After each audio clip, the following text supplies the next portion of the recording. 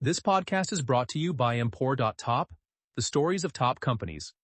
Disclaimer: this AI-generated content is for informational purposes only and should not be considered as investment advice. If you like our podcasts, please subscribe on Apple Podcasts, Spotify, or your favorite podcast player. And don't forget to follow us on X at Empor.top. Find thousands of stories of top companies on our website, Empor.top. Lazard, Wall Street's last independent advisory house. In the spring of 1848, three brothers from the Lorraine region of northeastern France pooled their savings and opened a dry goods store on Frenchmen Street in New Orleans. They sold fabric, buttons, and haberdashery to settlers streaming into the Mississippi Delta. Not one of them had the slightest idea they were founding what would become Wall Street's most storied advisory franchise.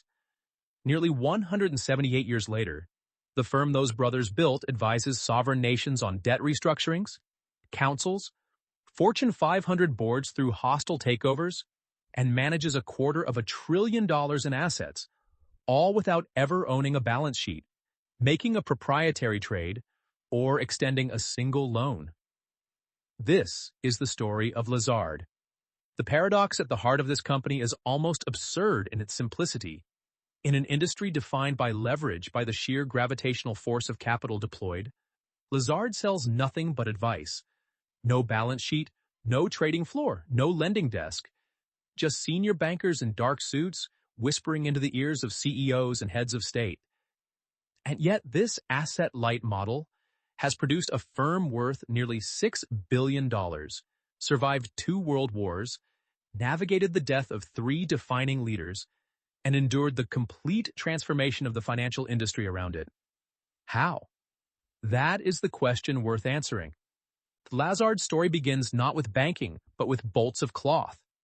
Alexandre and Lazard arrived in New Orleans around 1841. 2 Jewish Frenchmen fleeing the limited economic horizons of post-Napoleonic France. They bought goods wholesale from the docks of the Mississippi River and trudged through rural Louisiana selling piecemeal to farmers and settlers. It was itinerant, unglamorous work, but they were good at it. Within a few years, they had earned enough to write home and summon a third brother, Simon. In 1848, the 3 brothers formalized their partnership and founded Lazard Frères and Company on Frenchmen Street, a short walk from the city docks where they could attend the daily unloading of cargo from clippers and steamships. Their timing could not have been better. News of gold strikes in California had begun filtering east, and by 1849, half of America seemed to be heading for the Sierra Nevada foothills.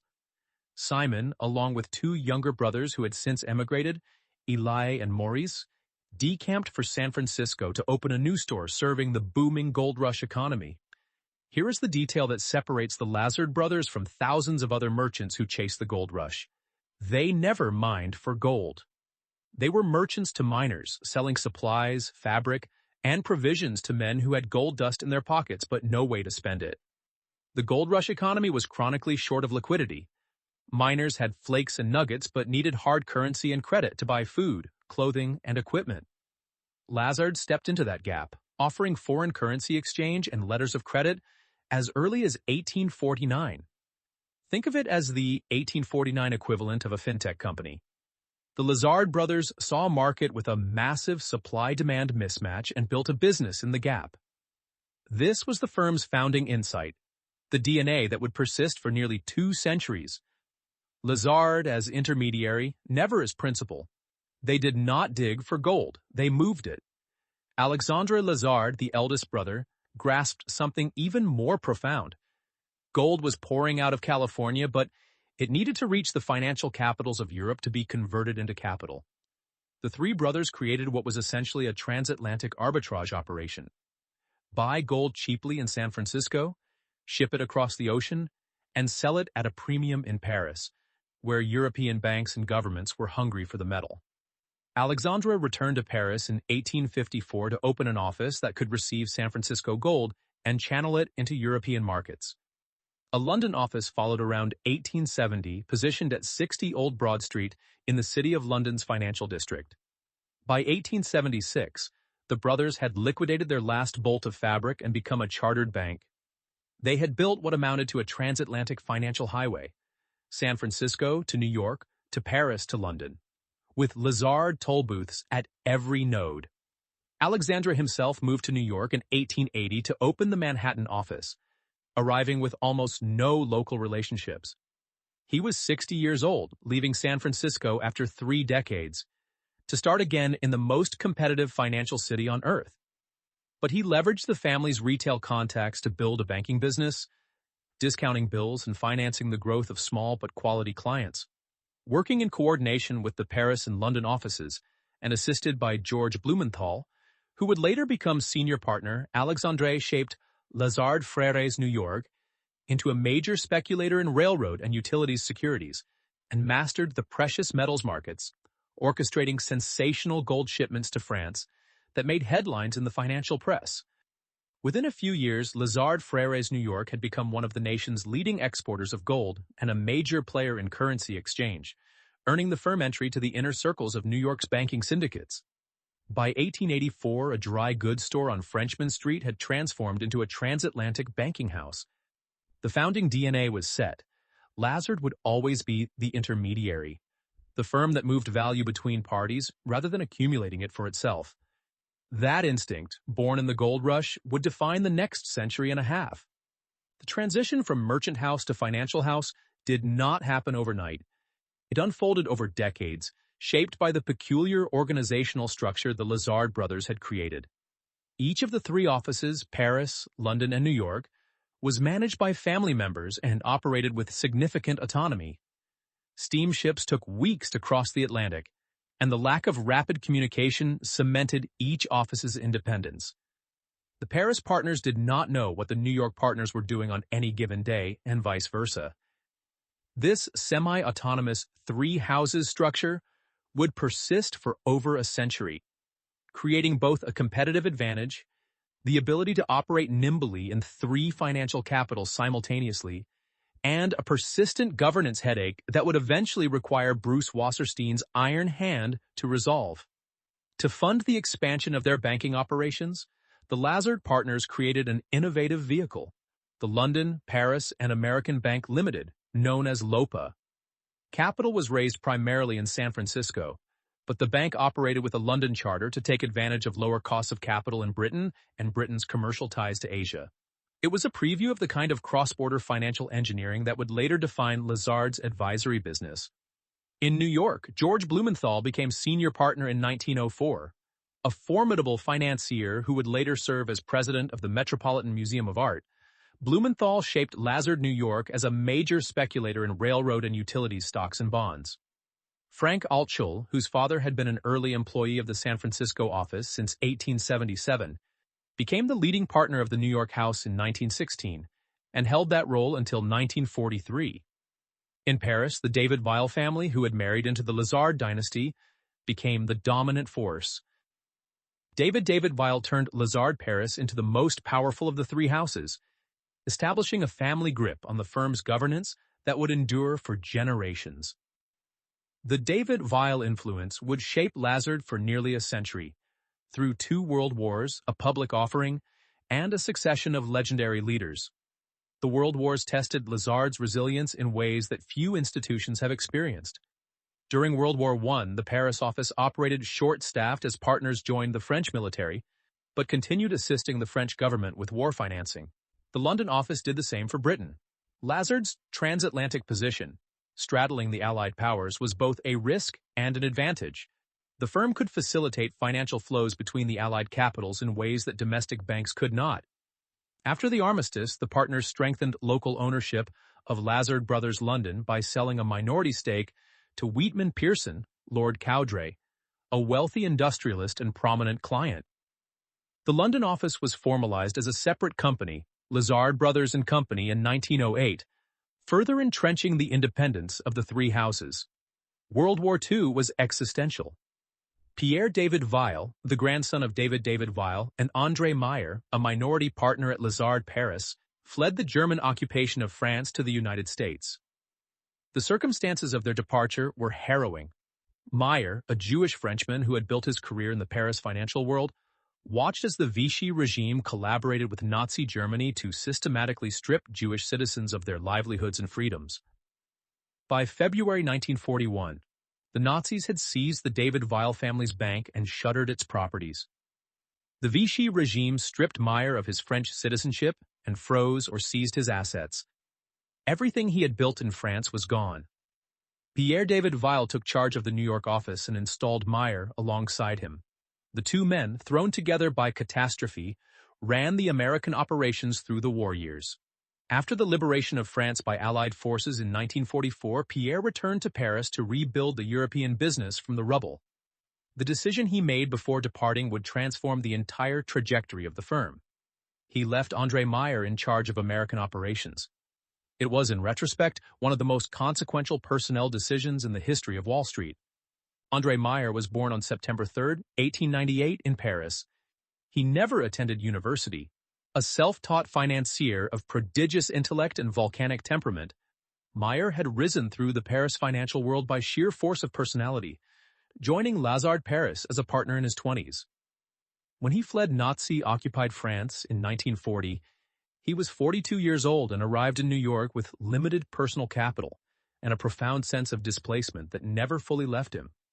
What Meyer built over the next 35 years is one of the most remarkable chapters in the history of American finance. He did not simply run Lazard New York. He remade it from a second-tier branch into the most powerful and profitable advisory house on Wall Street. David Rockefeller called him the most creative financial genius of our time in the investment banking world. The nickname that stuck, however, captured something more essential: the Picasso of banking. Meyer's genius lay in seeing deals where no one else did. He pioneered techniques that are now commonplace: early forms of leveraged buyouts, conglomerate strategies, and creative financing structures, but which in the 1950s and 1960s were genuinely revolutionary. He understood before almost anyone else that the real money in finance was not in lending or trading, but in orchestrating the combination and recombination of corporate assets, in being the architect of transactions rather than the supplier of capital. His most legendary transaction involved Avis Rent-A-Car. Meyer engineered Lazard's purchase of Avis for approximately $7 million. A few years later, he sold it to ITT for $52 million in ITT stock. That is a return of roughly 7 times the investment, orchestrated by an advisory firm that was not supposed to be doing principal investing at all. The Avis deal encapsulated Meyer's approach: find an undervalued asset, use Lazard's relationships and financial creativity to unlock its value, and exit at an enormous profit. It was private equity avant la lettre, decades before the term existed. The ITT relationship was Meyer's masterpiece. Under Harold Genane, ITT's CEO and a Lazard client, the company acquired 48 companies over a 3-year period in the 1960s, growing to become the 9th largest industrial corporation in the United States. The acquisition spanned everything from Continental Baking to Sheraton Hotels to Hartford Fire Insurance. Lazard advised on deal after deal, earning fees that were staggering for the era.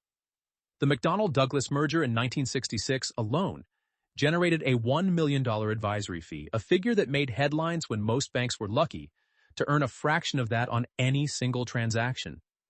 To put that in perspective, a $1 million fee in 1966 would be equivalent to roughly $9 million in 2026 terms. It was a signal that M&A advisory, a business that barely existed in its modern form, could generate enormous revenue from pure intellectual capital. But Meyer was more than a dealmaker. He was a connector of extraordinary range, a spider sitting at the center of a web that stretched from corporate boardrooms to the Kennedy White House.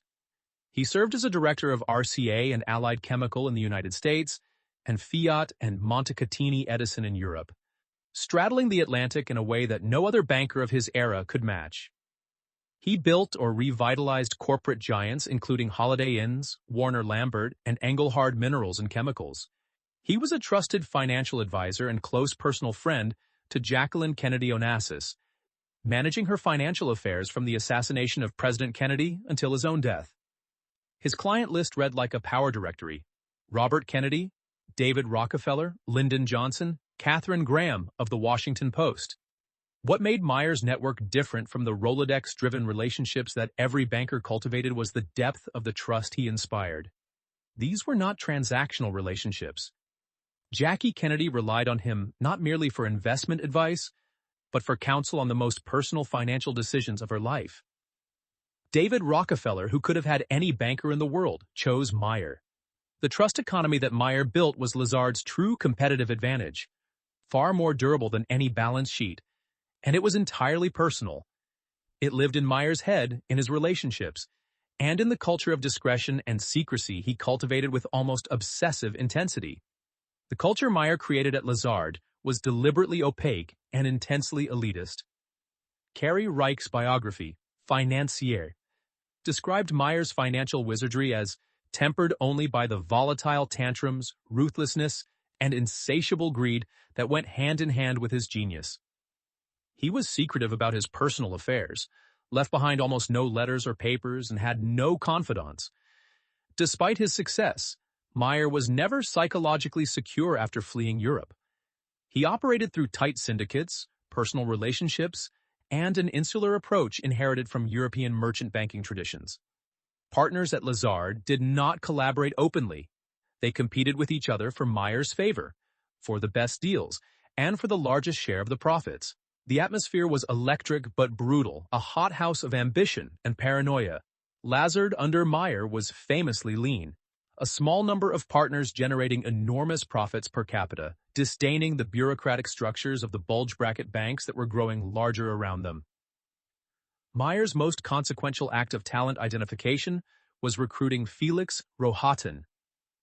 Born on May 29, 1928, in Vienna, Rohatyn was himself a child refugee from Nazi Europe. He had fled with his family through France, Spain, Portugal, and Morocco before reaching the United States. The experience of displacement, of being an outsider who had to earn every foothold, gave Rohatyn an emotional intelligence and political instinct that would later prove invaluable.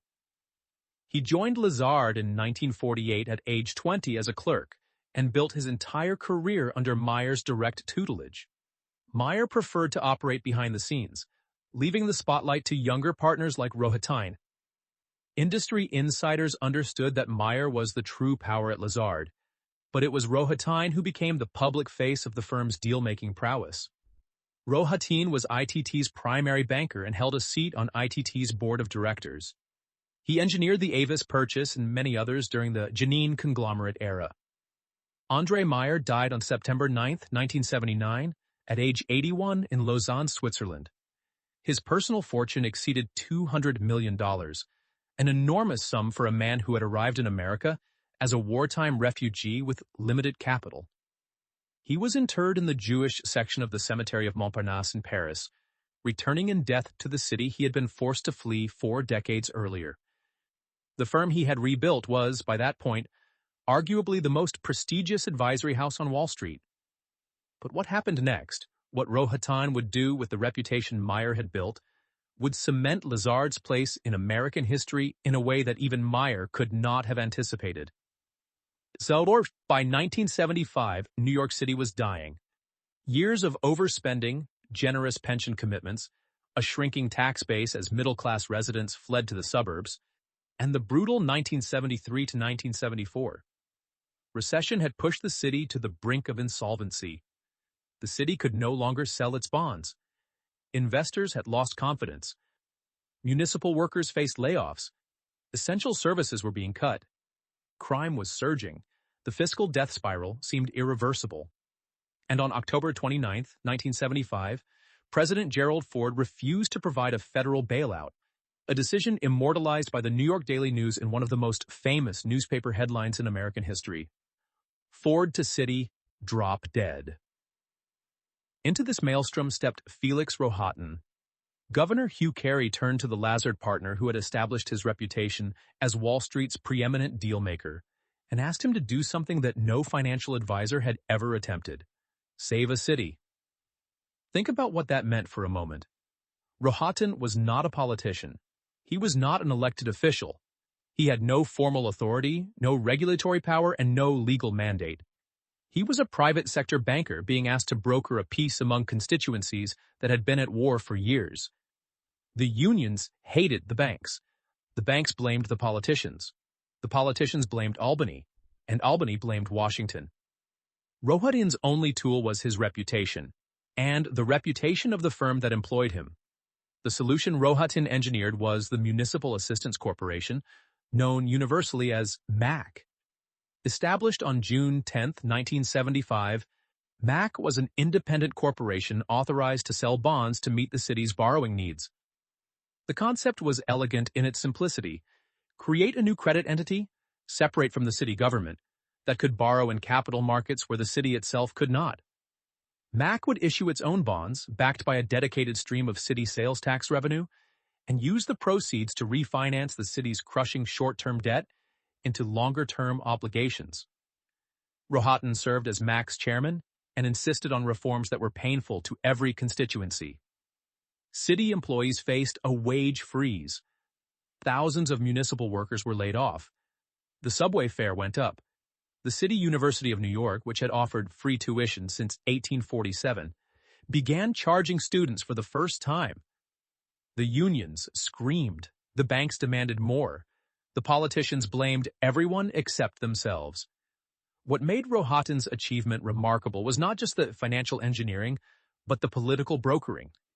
He spent months in excruciating all-night negotiating sessions, extracting compromises from labor unions, banks, state government, and city officials. These were groups that had no reason to trust each other and every incentive to defect. The union leaders viewed the banks as predators. The banks viewed the politicians as irresponsible. The politicians viewed Albany and Washington as indifferent. And everyone viewed everyone else as negotiating in bad faith.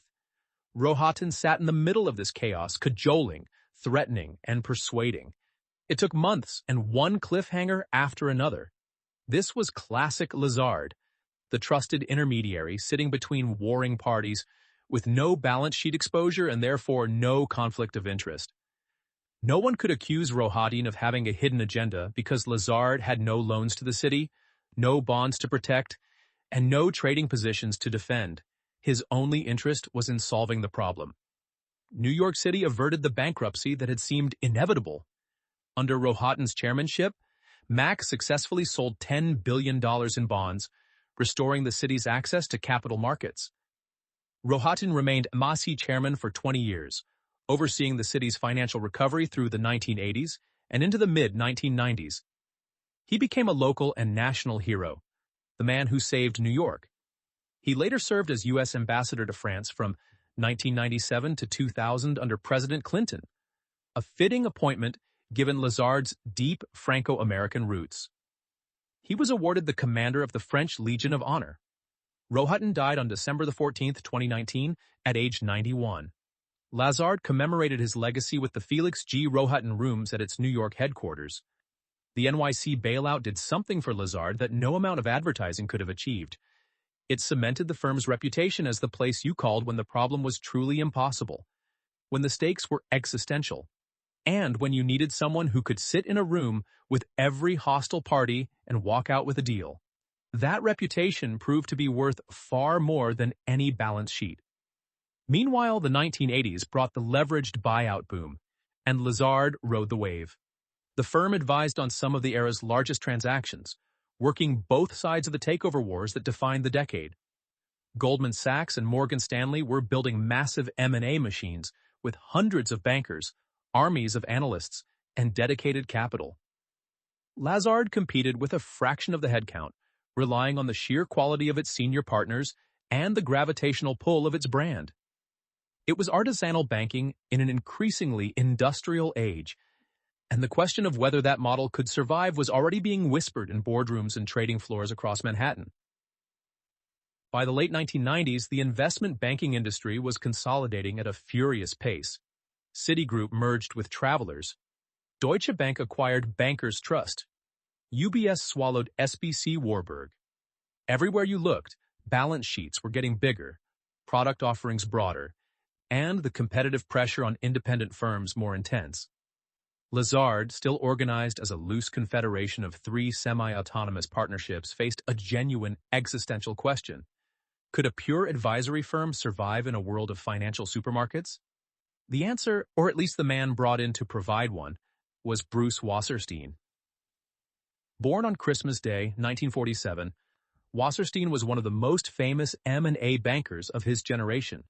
At First Boston in the 1980s, he and Joseph Parilla had built the most formidable hostile takeover advisory practice on Wall Street. The nickname "Bid 'em Up Bruce" captured his aggressive philosophy. In takeover battles, he consistently counseled clients to raise their offers, arguing that the winner of an acquisition contest was the one willing to pay the most. Key deals included Revlon's takeover fight, Texaco's $10 billion acquisition of Getty Oil, and the advisory role on the $26 billion KKR Nabisco leveraged buyout, at the time the largest deal in history. In 1988, Wasserstein and Parilla left First Boston to found Wasserstein Parilla and Company. In September 2000, they sold it to Dresdner Bank for approximately $1.4 billion, of which $650 million went to Wasserstein personally. With that fortune in hand, Wasserstein was recruited by Michael David Weil, the grandson of David Weil and the dominant partner of Lazard for decades. David Weil had been trying to lure Wasserstein for 18 months. In early 2002, Wasserstein joined Lazard as CEO, reportedly using a portion of his $650 million to purchase a substantial ownership stake from David Weil, fundamentally shifting the firm's power dynamics. Wasserstein's arrival was a cultural earthquake. For over 150 years, Lazard had operated as three separate partnerships, each with its own culture, management, and economics. The houses had been formally unified in 2000 as Lazard LLC under Michael David Weil's leadership, but true integration required Wasserstein's iron hand. He centralized decision-making, imposed a more unified corporate identity, and hired aggressively.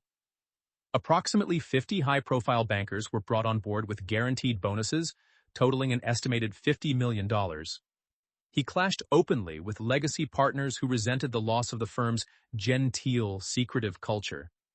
Senior partners who had spent decades operating with near-total autonomy suddenly found themselves reporting to a CEO who demanded accountability, results, and, above all, revenue growth.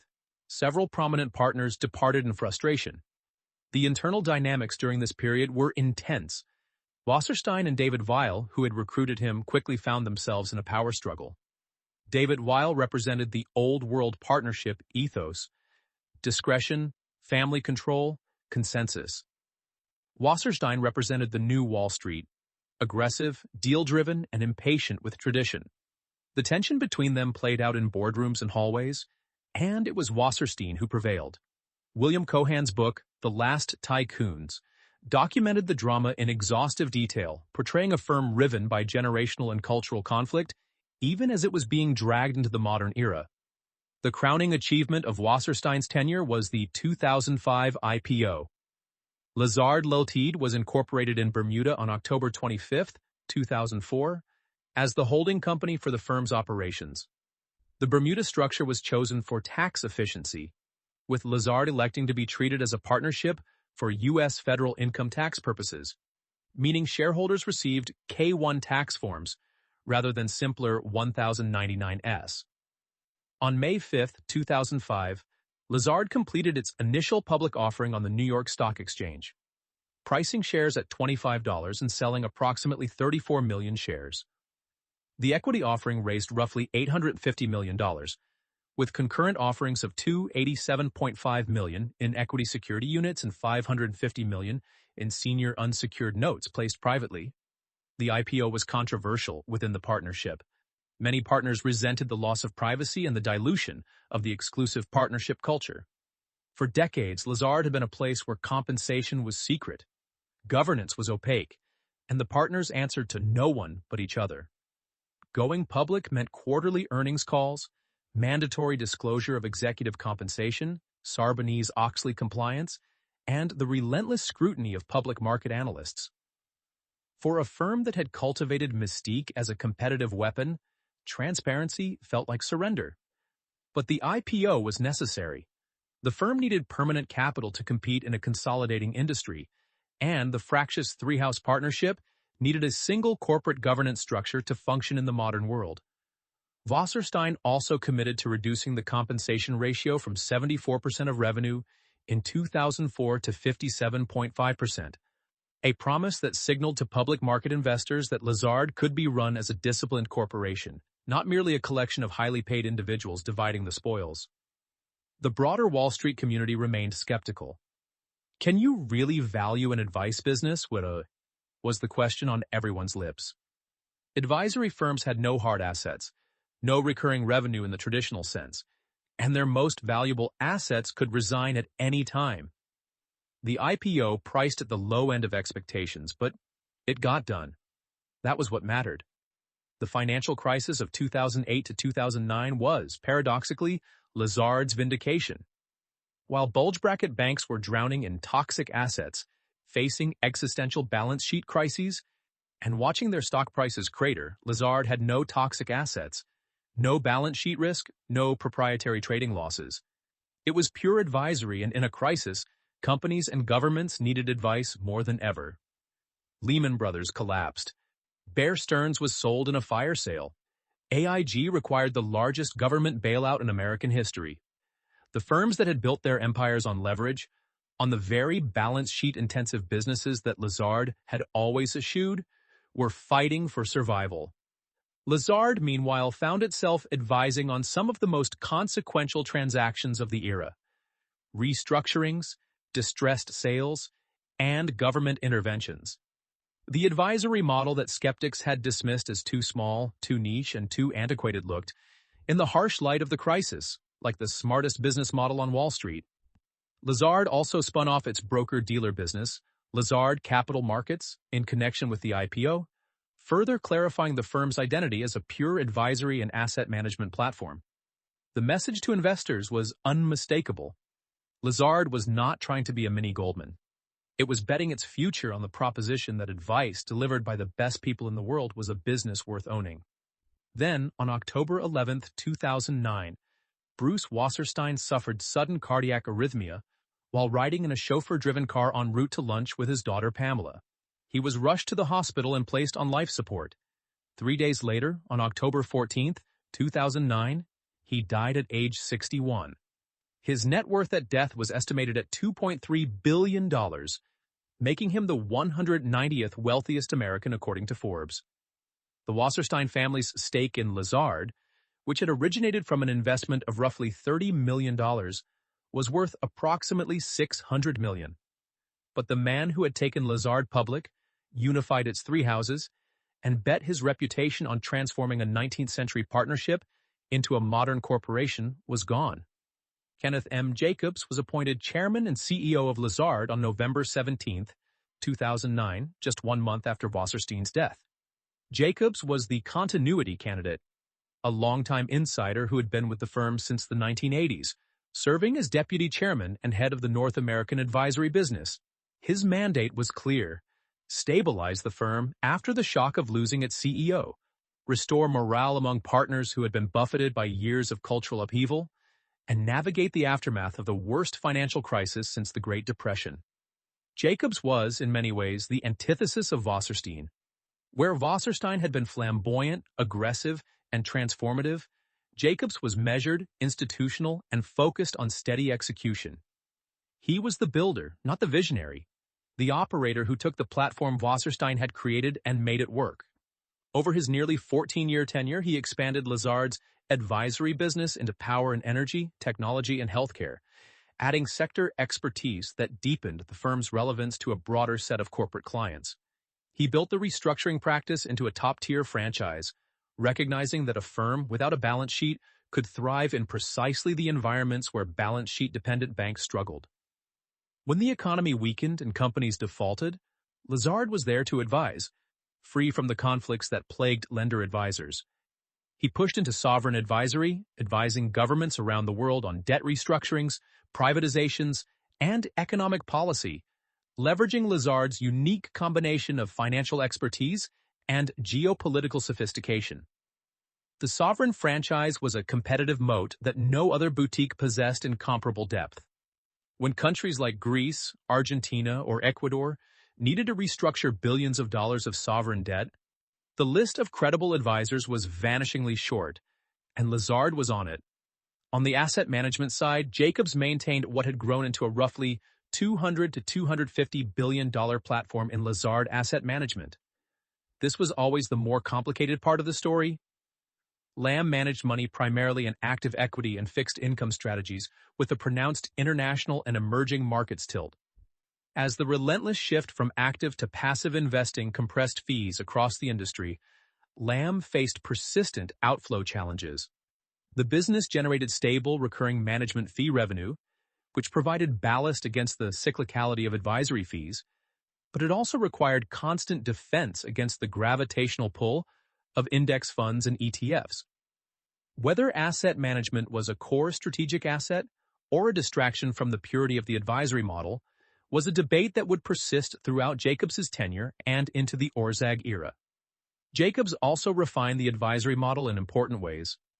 He emphasized the senior banker model, where vice chairman and managing directors personally did deals rather than delegating to junior associates. This was a meaningful differentiation point against bulge bracket banks, where a CEO might meet the senior banker during the pitch but then find the actual work being done by a team of 25-year-old analysts. At Lazard, the senior partner who pitched the deal was the senior partner who executed it. He reinforced Lazard's positioning as a conflict-free advisor. No lending, no underwriting, no proprietary trading meant no conflicts. In an era when regulators and boards were increasingly scrutinizing advisor conflicts, particularly after the financial crisis had revealed just how conflicted some of the bulge bracket advice had been, this was a genuine competitive advantage. The competitive landscape shifted significantly during Jacobs' tenure. Evercore, founded by Roger Altman in 1995, grew into a formidable rival, eventually surpassing Lazard in pure advisory revenue. Centerview Partners, PJT Partners, and Moelis emerged as credible boutique competitors, each founded by teams that had defected from larger institutions. Meanwhile, Goldman Sachs, J.P. Morgan, and Morgan Stanley continued to dominate league tables by pairing advisory with balance sheet firepower. Lazard's response was to lean into what made it different. Cross-border expertise born from the three-house legacy, sovereign advisory depth that no competitor could match, and the Lazard brand itself, 175 years of accumulated trust and prestige.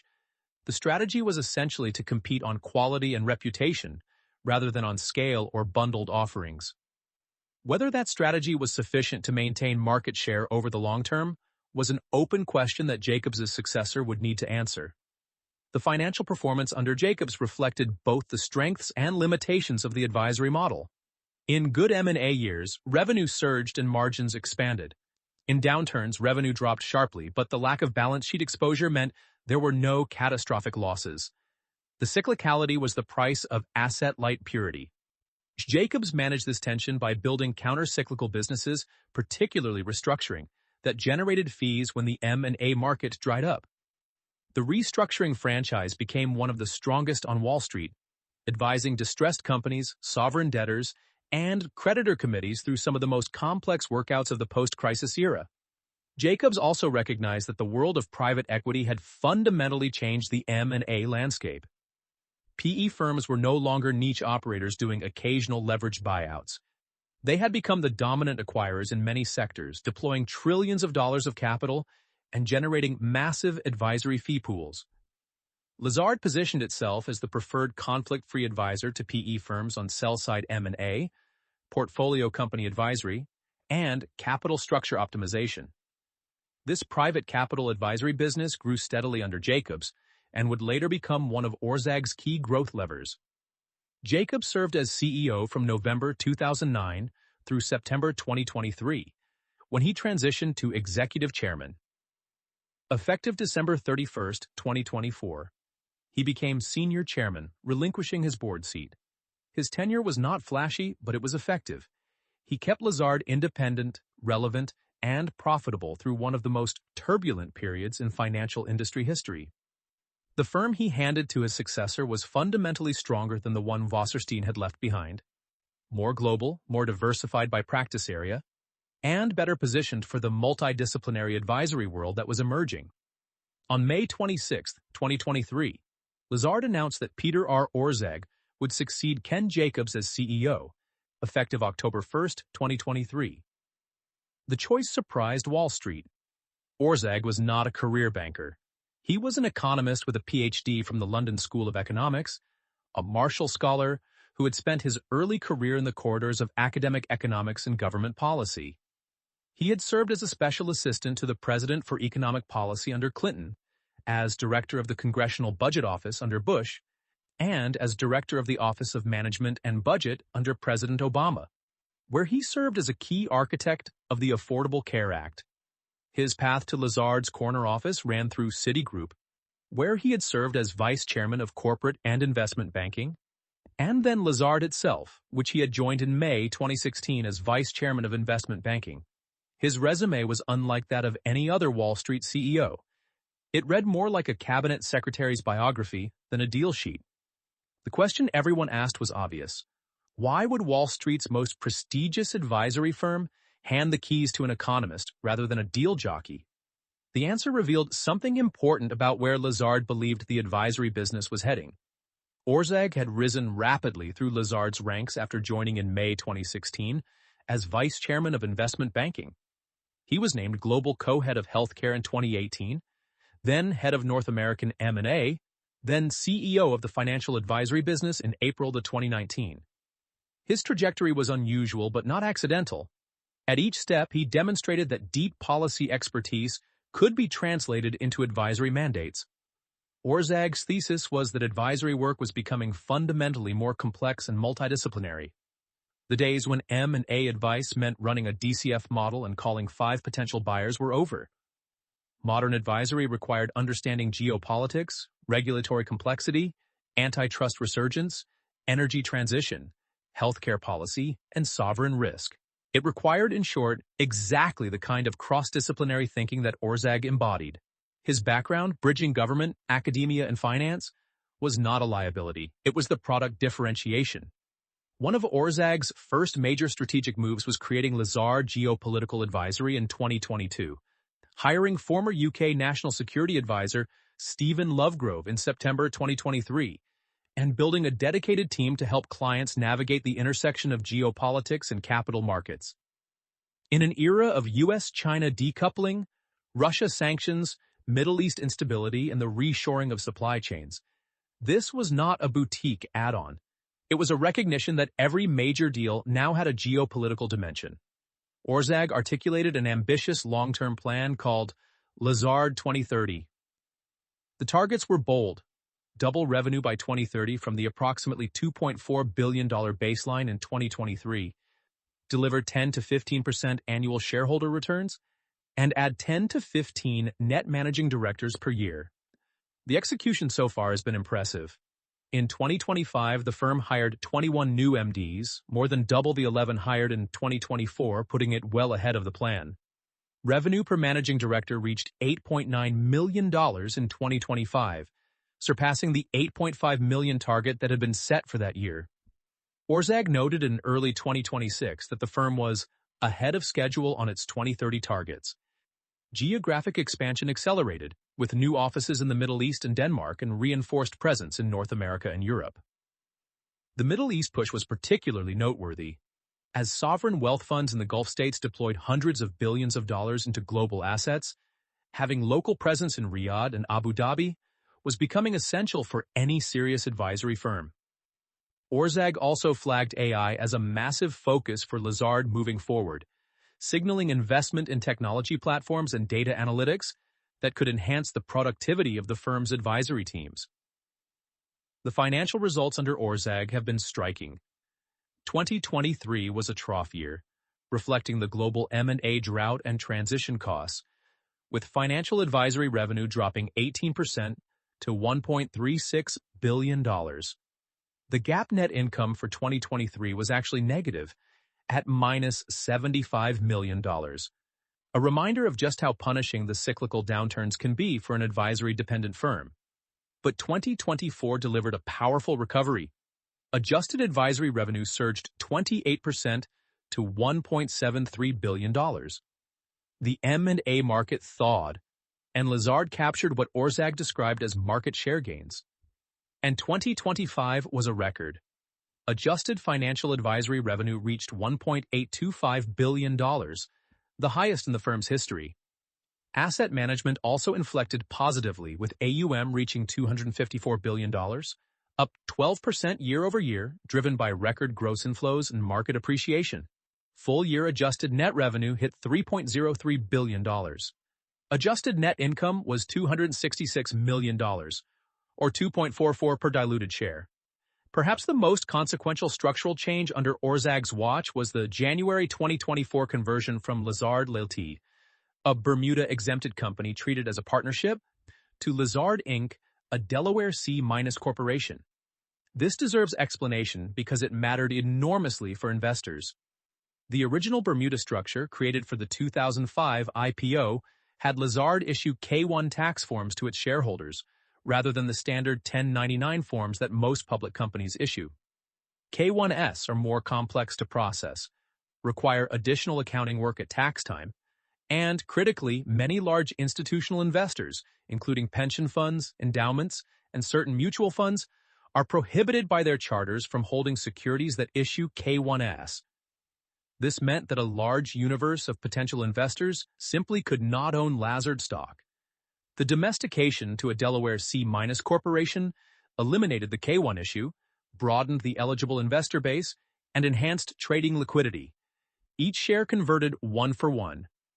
Effective January 1, 2025, Orzag added the chairman title, consolidating leadership as Jacob stepped into the senior chairman role. The board also brought in fresh perspectives. Dan Schulman, the former CEO of PayPal, was appointed lead independent director, and Stephen R. Howe, Jr., the former chairman of Ernst & Young, joined as well. The new asset management CEO, Chris Hogan, was named in December 2025 with a mandate to reverse the long-running outflow narrative and position LAM for the next phase of growth. Private capital advisory emerged as a particular growth engine. Revenue from advising private equity firms, infrastructure funds, and other alternative capital providers grew to represent over 40% of total advisory revenue in 2025, up from roughly 25% historically and 33% in 2023. This was a deliberate strategic pivot. As PE firms became the dominant acquirers in many sectors, Lazard positioned itself as their preferred conflict-free advisor. The logic was compelling. PE firms needed external advisory precisely because they operated on the buy side. They could not credibly advise themselves on the sale of portfolio companies, and they increasingly needed independent counsel on valuations, structuring, and regulatory strategy. Lazard also largely sat out the SPAC boom of 2020 to 2021, a decision that looked like discipline or a missed opportunity depending on your vantage point. While competitors reaped massive fees from the SPAC frenzy, Lazard stayed on the sidelines. In retrospect, given the wreckage that many SPAC deals subsequently inflicted on investors, the decision looks wise. It was consistent with the firm's long-standing instinct to prioritize reputation over short-term revenue, the same instinct that had kept Lazard out of proprietary trading, leveraged lending, and every other balance sheet-intensive activity that periodically blew up its competitors. To understand Lazard, you have to understand the economics of selling advice. It is a business model of elegant simplicity and maddening cyclicality. At its core, Lazard is a people factory that converts relationships and intellectual capital into fees. There are no raw materials, no supply chains, no manufacturing processes. The only inputs are talented human beings and the brand that attracts clients to them. The firm has two business segments, and the interplay between them defines everything about the investment case. Financial advisory generates roughly 60% of revenue. This is M&A advice, restructuring, capital markets advisory, shareholder advisory, defending against activist campaigns, sovereign advisory, and the newer geopolitical advisory. Fees are primarily success-based, typically 0.5 to 2% of deal value for M&A, with higher percentages on smaller deals and lower on mega transactions. On a $1 billion deal, a 2% fee means $20 million. On a $10 billion deal, the percentage drops, but the absolute fee is still enormous. Restructuring fees tend to be structured as retainers plus success fees, providing some revenue stability even when M&A markets are frozen. This is the counter-cyclical insurance policy that makes Lazard's model more resilient than it might otherwise appear. When the economy weakens and companies get into trouble, restructuring revenue rises. The economics are straightforward. Senior bankers develop relationships with CEOs and boards. Those relationships generate mandates. Mandates generate fees. There is no inventory, no balance sheet, no cost of goods sold in any traditional sense. The primary cost is compensation. This is a business of pure human capital. Asset management generates approximately 40% of revenue and manages $254 billion in assets as of year-end 2025, up 12% from the prior year. Lazard Asset Management has a pronounced tilt toward international and emerging market equities, with 67% of AUM denominated in non-US dollar securities. This international orientation is a legacy of the firm's European roots and differentiates it from most American asset managers, which tend to be heavily weighted toward domestic equities. Management fees, the annuity-like revenue stream, generated by basis point charges on AUM, totaled $1.1 billion in 2025. Think of management fees as the subscription revenue of the asset management world. As long as assets stay in the fund, fees accrue automatically. The asset management business provides critical diversification against the cyclicality of advisory fees. When M&A markets freeze, as they did in 2023, management fees provide steady income. But the business faces structural headwinds from the active to passive investing shift, which has compressed fees across the industry. The talent model is where Lazard's economics get interesting and where the firm's competitive position becomes most fragile. Top bankers are the product. They are the ones with the CEO relationships, the industry expertise, and the deal judgment. This gives them immense leverage. A single senior partner at Lazard might personally generate $20 to $50 million in annual advisory fees. If that partner leaves, those fees often leave with them.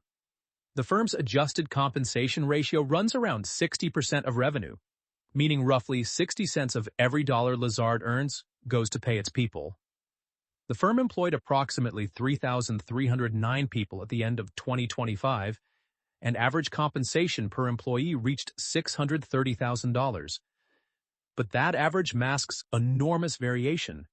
A junior analyst might earn $200,000 while a senior managing director could take home several million. This is the fundamental tension of the advisory business. The primary asset walks out the door every night.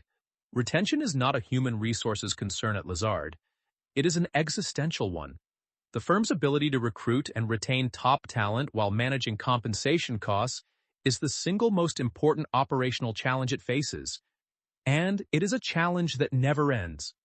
Lazard's competitive differentiation among independent advisory firms rests on several pillars. First, it is the only elite independent with both a major advisory franchise and a major asset management platform, a dual structure that Evercore, PJT Partners, and Centerview lack. This dual platform provides revenue diversification that pure-play advisory firms do not enjoy. Second, it is genuinely global, with deep presence across the US, Europe, the Middle East, and Asia, while most boutiques remain North America-centric. For a multinational corporation contemplating a cross-border acquisition, involving regulatory approvals in 5 countries, Lazard's global footprint is a genuine advantage. Third, its sovereign advisory franchise, built over decades of advising governments on debt restructurings and privatizations, has no peer among the independents. When a country needs to restructure its debt, the list of credible advisors is short. Lazard has been on that list for decades. Fourth, its 177-year brand, a cumulative asset that cannot be replicated, carries signaling value. When a board hires Lazard, it signals to shareholders, regulators, and counterparties that it is serious about the transaction and the quality of advice it is receiving. The geographic footprint deserves attention because it is genuinely different from what most boutiques offer. Lazard operates in over 40 cities across more than 25 countries. This is a legacy of the three-house structure. When you have had offices in Paris, London, and New York for over a century, you develop relationships and cultural fluency that cannot be built overnight. For cross-border M&A, where understanding regulatory environments, cultural norms, and political dynamics in multiple jurisdictions simultaneously is essential. Lazard's global network is a genuine competitive advantage. Most boutiques, even successful ones like Evercore and PJT Partners, remain heavily North America-centric. The choice to remain asset-light, to never build a balance sheet, was not passive. It was deliberate, and it was costly. Lazard cannot offer financing packages to win mandates.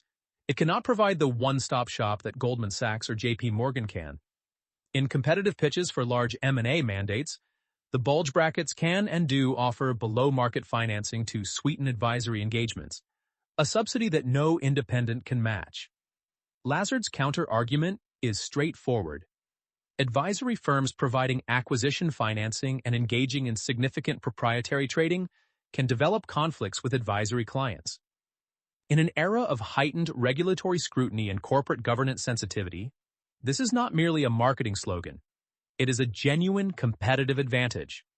The independent advisory landscape has never been more competitive. To understand Lazard's position, you need to understand its peers. Evercore, founded by Roger Altman in 1995, has grown into the largest independent advisory firm by revenue, generating approximately $2.9 billion in total investment banking and equities revenue in 2024 and ranking number 1 among independents for advisory revenues. Evercore is North America-focused, considered the strongest domestic advisory franchise, and has surpassed Lazard in pure advisory revenue. Evercore was named Best Bank for Independent Advisory in North America by Euromoney in 2025. But Evercore lacks Lazard's asset management platform, sovereign advisory depth, and European presence. Centerview Partners, a private partnership, does not disclose revenue but is considered the most elite advisory boutique by deal size and selectivity. Centerview focuses on the very largest, most complex M&A transactions, maintaining an extremely lean partner count with extraordinarily high revenue per partner. Where Lazard and Evercore are broad platforms covering many industries and geographies, Centerview is a rifle shot. Fewer deals, bigger fees, and an obsessive focus on the transactions that move markets. PJT Partners, founded in 2015 by Paul Taubman after spinning out of Blackstone, has grown rapidly, moving from 7th to 5th in independent advisory rankings with particular strength in restructuring. PJT's average compensation per head was approximately $903,000 in 2024, the highest among the publicly traded independents and a marker of the intense competition for talent. Moelis & Company, founded by Ken Moelis in 2007, is strong in mid-cap M&A advisory and has built a global platform, though smaller than Lazard and Evercore. And Rothschild, which completed 351 M&A transactions in 2024, 43% more than its closest independent rival, dominates European and cross-border advisory, but went private under family control in 2023, removing itself from the publicly traded competitive set. The bulge bracket banks remain the 800-pound gorillas. Goldman Sachs generated roughly $3.7 billion in advisory and investment banking revenue in 2024. Goldman, JP Morgan, and Morgan Stanley can offer what no independent can: balance sheet firepower. They provide acquisition financing, bridge loans, and capital markets execution alongside advisory mandates, creating a bundled offering that is difficult to unbundle. Consider a typical mega deal scenario. A Fortune 500 company wants to acquire a competitor for $15 billion. Goldman Sachs can offer advisory, provide the bridge financing, arrange the bond issuance, and execute the stock offering all under one roof. Lazard can offer only the advisory. In theory, the Goldman offering is more compelling. In practice, many boards worry that Goldman's lending relationship creates conflicts. If Goldman has $15 billion of credit exposure, can it truly give objective advice about whether the acquisition makes sense? This conflict concern is the crack in the bulge bracket armor through which every independent boutique has built its business. The independent boutiques exist in these cracks, thriving when clients prioritize conflict-free advice over one-stop convenience. Private equity represents a fascinating dual dynamic for Lazard. PE firms are massive clients, generating sell-side M&A mandates, portfolio advisory fees, and capital structure work. But they are also increasingly competitors. The largest PE firms have built internal M&A teams that handle smaller transactions in-house, and some have launched advisory businesses that compete directly with independent firms. Lazard's positioning, conflict-free, independent, with no competing fund management business, gives it an edge in this relationship. But the dynamic is evolving, and the line between client and competitor grows blurrier with each passing year. The barbell trend in advisory is real. The market is consolidating around bulge brackets at one end and elite boutiques at the other, with mid-tier firms getting squeezed. For Lazard, the strategic question is whether its dual platform model, advisory plus asset management, is a strength or a distraction. The asset management business provides revenue diversification and recurring fee income, but has faced persistent outflow pressure. LAZ has signaled interest in acquisitions in private credit, infrastructure, and real estate to refresh the asset management offering, a pivot that could either strengthen the dual platform or dilute the advisory brand. Understanding Lazard's competitive position requires examining the structural forces shaping the advisory industry. Porter's 5 Forces framework, which assesses the competitive dynamics of any industry by looking at 5 key pressures, provides a useful lens. The threat of new entrants is moderate. On one hand, advisory requires no balance sheet, no regulatory capital, and minimal physical infrastructure. Any group of senior bankers can hang out a shingle, and they frequently do. Every year, new boutiques are launched by defecting teams. The history of the advisory industry is, in some ways, a history of spin-offs. Wasserstein left First Boston to start Wasserstein Perella. Taubman left Morgan Stanley to start PJT Partners. Ken Moelis left UBS to start Moelis & Company. On the other hand, the barriers that matter, brand, relationships, and talent, take decades to build. You can start an advisory firm in a week. You cannot build a Lazard in a lifetime. The bargaining power of suppliers, meaning talent, is high. Top bankers are the product, and they know it. Public company disclosure of compensation creates a transparent market for talent, making poaching easier. The limited pool of senior bankers who can credibly advise on multi-billion-dollar transactions gives those individuals immense leverage. Retention is the existential challenge of every advisory firm, and the firms that fail at it disappear. The bargaining power of buyers, meaning corporate and institutional clients, is moderate to high. Corporates shop advisors aggressively, and fee pressure on smaller deals is intense.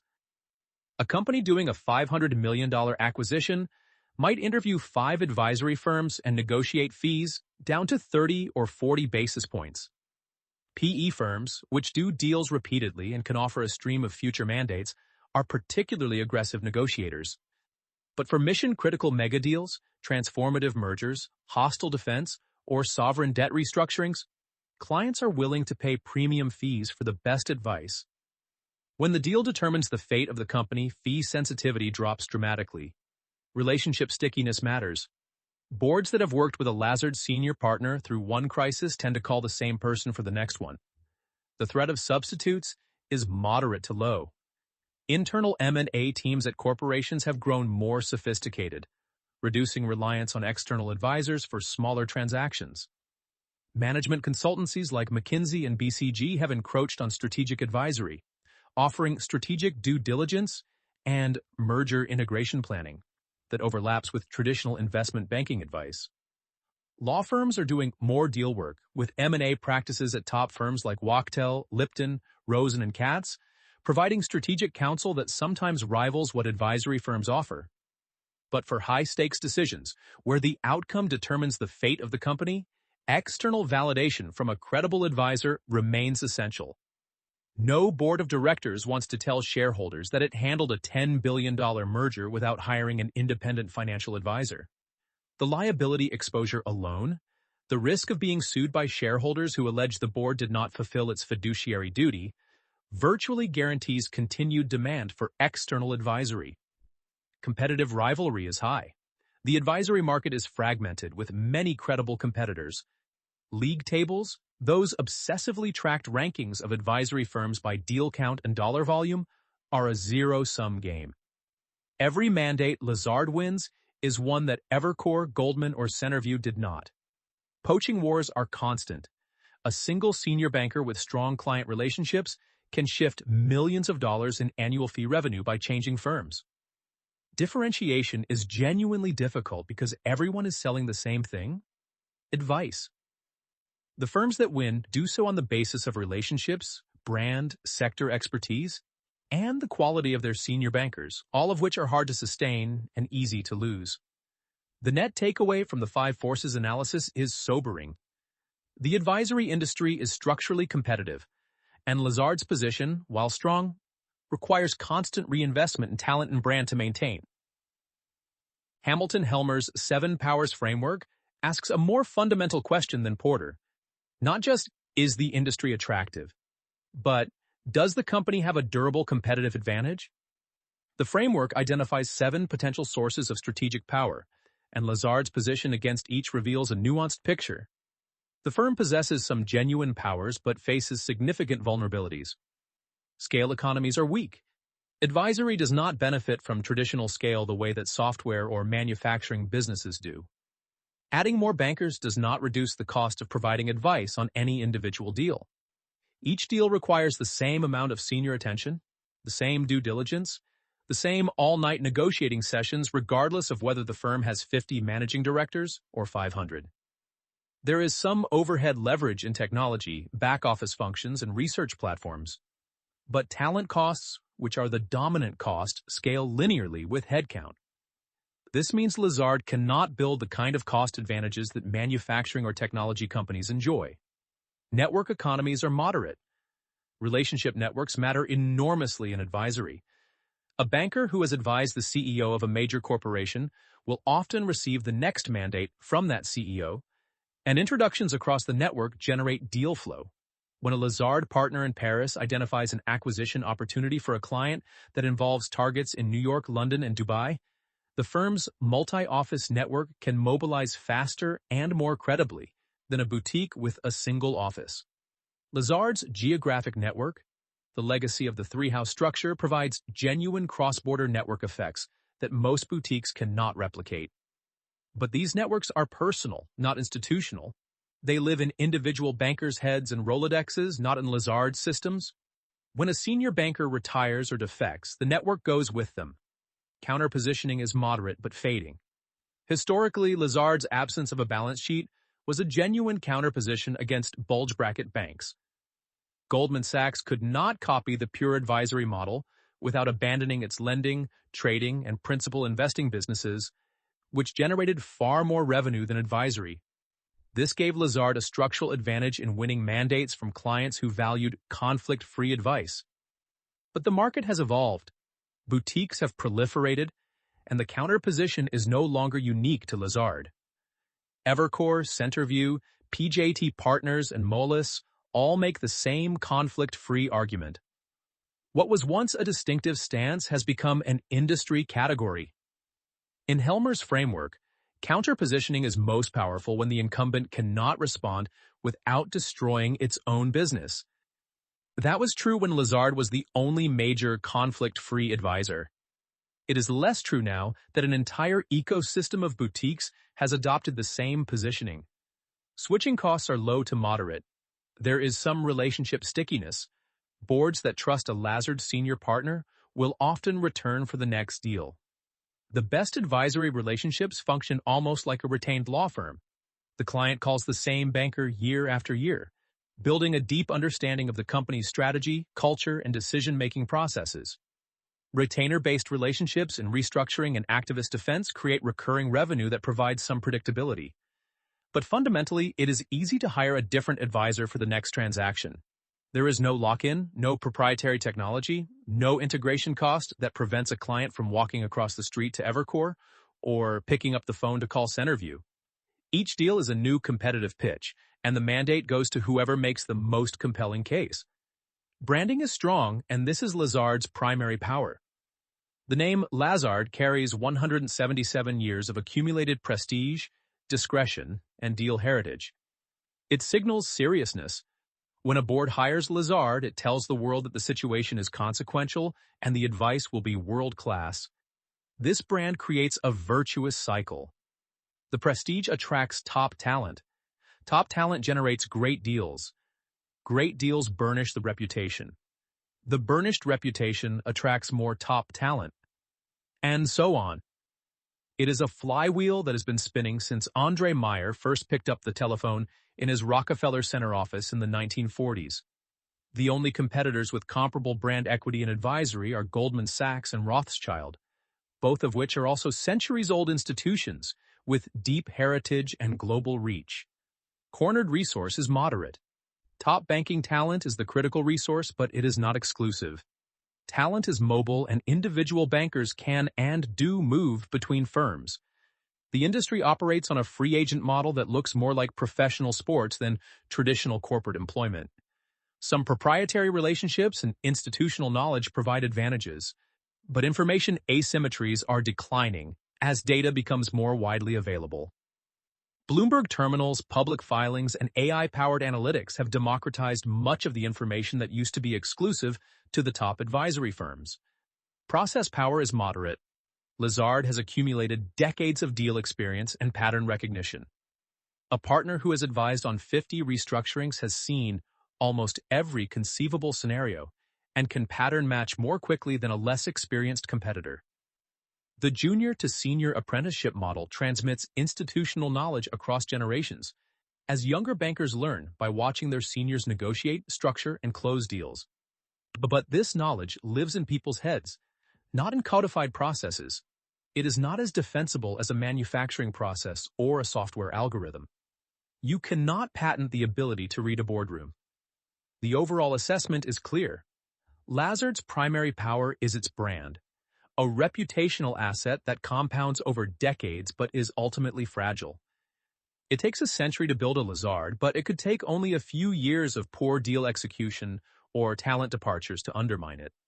Its secondary power is counterpositioning, though this is eroding as boutiques proliferate, and the conflict-free argument becomes table stakes rather than differentiation. Its primary weakness is the portability of its assets. The powers walk out the door with the bankers who embody them. Unlike a factory or a software platform, Lazard's competitive advantages are stored in human beings who can and do change employers.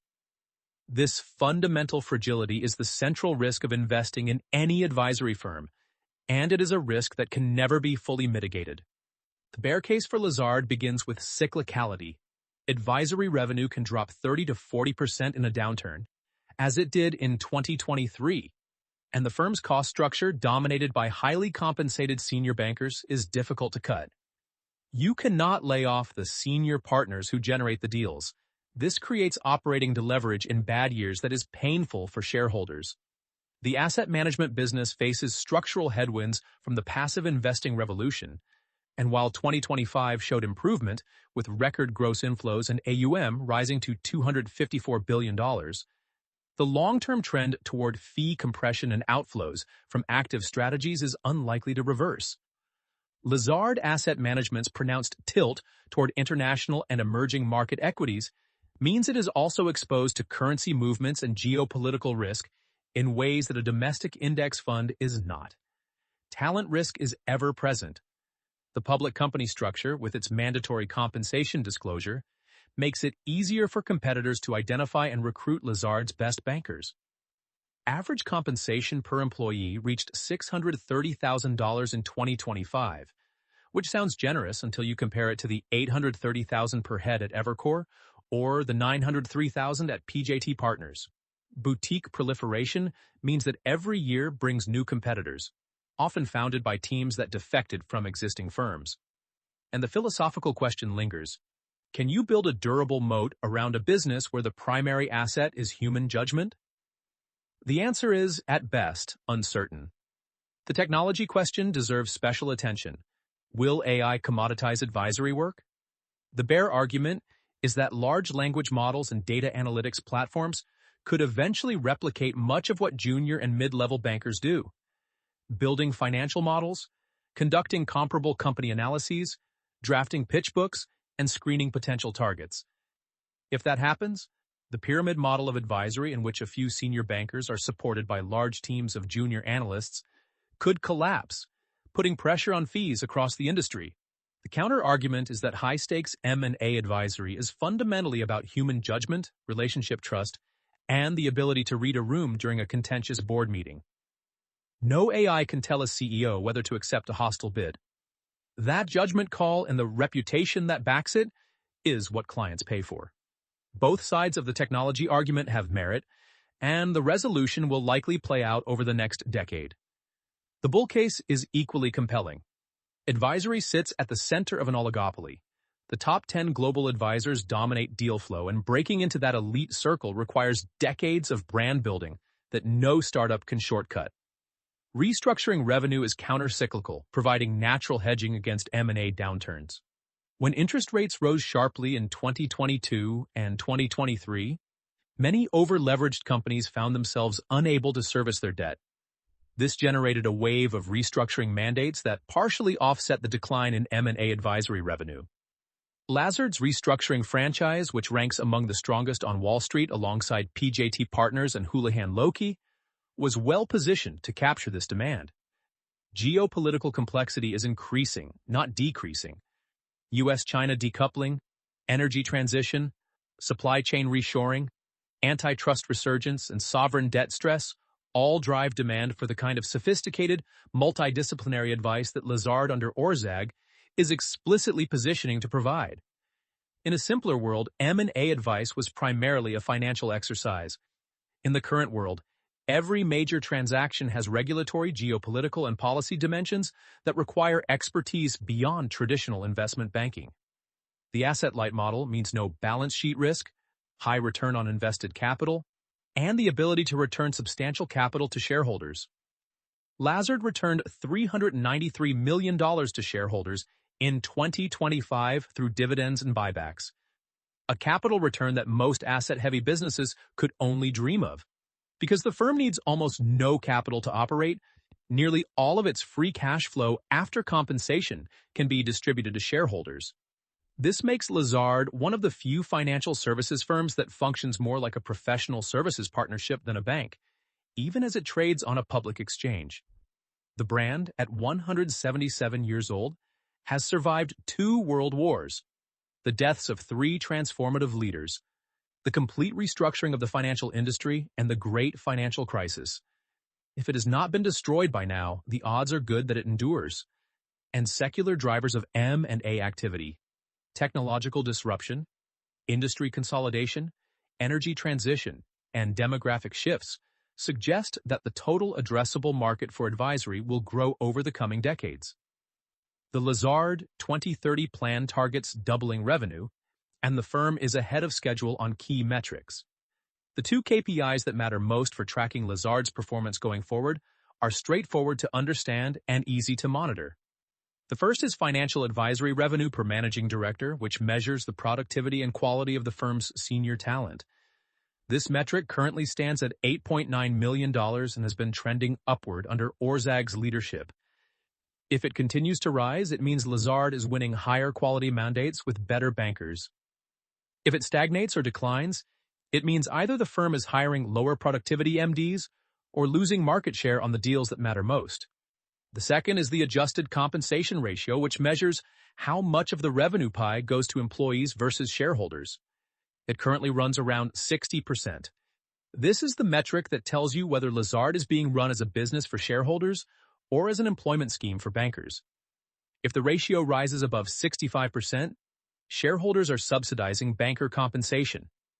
If it falls below 55%, the firm risks losing talent to competitors who pay more. Lazard's stock price tells an interesting story in its own right. The shares were priced at $25 at the 2005 IPO. They hit an all-time high closing price of $58.01 on November 6, 2024, during the M&A recovery, and traded around $56.80 in early February 2026. The market capitalization stood at approximately $5.8 billion. Over its 2 decades as a public company, Lazard had returned substantial capital to shareholders through dividends and buybacks, reflecting the cash-generative nature of the asset-light model. But the stock has also experienced the kind of cyclical drawdowns that make it a difficult hold during M&A downturns. The 52-week range as of early 2026 stretched from roughly $32 to $58, a nearly 2-to-1 range that underscores the cyclicality embedded in the business. The near-term outlook for Lazard is shaped by the M&A recovery that began in 2024 and gained momentum in 2025. After 2 years of depressed deal activity driven by rising interest rates, regulatory uncertainty, and geopolitical volatility, the M&A market showed clear signs of recovery. If deal activity continues to accelerate, as most industry observers expect, given the pent-up demand for transactions and the need for corporate portfolio rationalization, Lazard's advisory revenue should benefit. The Lazard 2030 plan targets a doubling of revenue, and the firm is ahead of schedule on key metrics like MD hiring and revenue per MD. The hiring of 21 net new managing directors in 2025 alone, well above the target of 10 to 15 per year, suggests LAZ is investing aggressively for growth. The asset management business is showing early signs of inflection, with record gross inflows in 2025, though the active versus passive dynamic remains a structural headwind. The appointment of Chris Hogan as Asset Management CEO in December 2025 signaled a renewed commitment to the business. The medium-term strategic questions are more interesting. Will Lazard remain a pure advisory and asset management firm, or will LAZ's interest in acquiring private credit, infrastructure, and real estate capabilities transform the platform into something broader? Bloomberg reported in mid-2024 that LAZ was eyeing acquisitions in these areas, a signal that the traditional advisory plus asset management model may not be sufficient for the next decade of growth. How large can the private capital advisory practice, already over 40% of advisory revenue, become? The global private equity industry manages trillions of dollars, and every deployment and exit requires advisory services. If Lazard can establish itself as the go-to conflict-free advisor for PE firms, this practice alone could be a multi-billion-dollar revenue stream. And can the geopolitical advisory offering, still nascent, become a meaningful revenue contributor as the world grows more fragmented? The hiring of Stephen Lovegrove, the former UK National Security Advisor, in September 2023, signaled real commitment. But it remains to be seen whether geopolitical advisory can generate the kind of fee revenue that justifies the investment. The long-term existential questions are the ones that have been asked about Lazard for decades. Can independence survive? Will a bulge bracket or private equity firm eventually acquire Lazard? Can human advisory survive AI disruption? Is the partnership ethos sustainable inside a public company shell? Consider the acquisition question. At a market capitalization of roughly $6 billion, Lazard is theoretically acquirable by any of the major bulge bracket banks or the largest private equity firms. Goldman Sachs or JP Morgan could buy Lazard with a quarter's worth of profits. But what would they be buying? An advisory franchise whose value depends on the continued employment of a few hundred senior bankers, any of whom could walk out the door if the culture changed. A brand that derives its power precisely from independence, and which would lose that power the moment it was absorbed into a conflicted conglomerate. The most valuable thing about Lazard, its independence, would be destroyed by the act of acquiring it. This is, paradoxically, the firm's best defense against takeover. These questions have no definitive answers, but they have been asked in various forms since 1848, and so far through wars, financial crises, the death of leaders, and the complete transformation of the industry around it. The answer has always been the same. Lazard endures. For builders of businesses, Lazard demonstrates that asset-light models can create enormous and enduring value. The Lazard brothers started with nothing more than a storefront and an instinct for intermediation. They never mined for gold, never built a factory, never manufactured a product. They moved value between parties and took a fee for the privilege. Nearly 2 centuries later, the firm they founded does exactly the same thing, albeit with bigger numbers and fancier offices. The lesson is that you do not need to own assets to build a durable enterprise. You need to own a reputation. Brand, the most intangible of assets, is also the most durable competitive advantage in a people business. It takes decades to build and can be destroyed in months. Meyer understood this. Rohatyn understood this. Wasserstein understood this. even as he pushed the firm in directions that made the old guard uncomfortable. Independence is expensive to maintain, but creates strategic optionality that diversified conglomerates cannot replicate.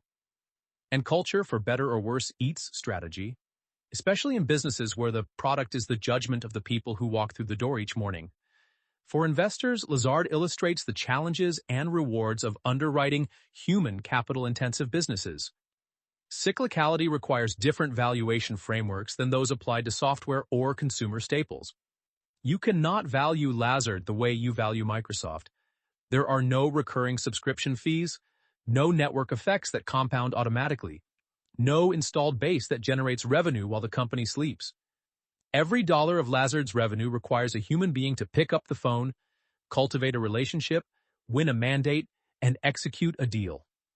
Quality of management matters more when the assets can walk out the door. And sometimes the best long-term returns come from businesses that look boring on a spreadsheet but compound quietly behind the scenes. For strategists, the Lazard story offers a counterintuitive lesson. Saying no can be a strategy. Lazard said no to lending, no to underwriting, no to proprietary trading, no to SPACs, and no to 100 other revenue opportunities that would have diluted its positioning as a trusted, conflict-free advisor. Each of those decisions cost the firm money in the short run. In the long run, they created a brand and a market position that competitors cannot replicate without abandoning their own business models. Positioning as a trusted, neutral intermediary turns out to be a genuine source of power, one that Hamilton Helmer might recognize as counter-positioning, even if the advantage has eroded as more boutiques have adopted the same stance. The biggest surprise in the end is simply that Lazard survived. It survived the death of its founding industry, dry goods. It survived the displacement of its partners by war twice. It survived the transformation of Wall Street from a collection of partnerships into a landscape of megabanks. It survived the deaths of the three leaders who defined its modern character. Meyer, whose genius and paranoia built the franchise. Rohatyn, whose public service burnished the brand. And Wasserstein, whose ambition dragged the firm into the modern era. It survived the passive investing revolution that threatened its asset management business, the rise of boutique competitors that challenged its advisory dominance, and the relentless poaching of talent by firms willing to pay more. It survived the 2008 financial crisis, the 2020 pandemic, and the 2023 M&A drought. Through it all, the founding DNA persisted. Lazard as intermediary, never as principal. The firm that sold fabric to gold rush miners in 1849 now sells advice to Fortune 500 CEOs, and the essential character of the business has not changed. The biggest lesson is that in a world where scale is worshipped and diversification is presumed to be destiny, there is still room for the trusted advisor who carries nothing but a reputation and a telephone.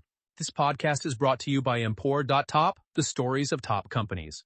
Disclaimer: this AI-generated content is for informational purposes only and should not be considered as investment advice. If you like our podcast, please subscribe on Apple Podcasts, Spotify, or your favorite podcast player, and don't forget to follow us on X at Empor.top. Find thousands of stories of top companies on our website, Empor.top.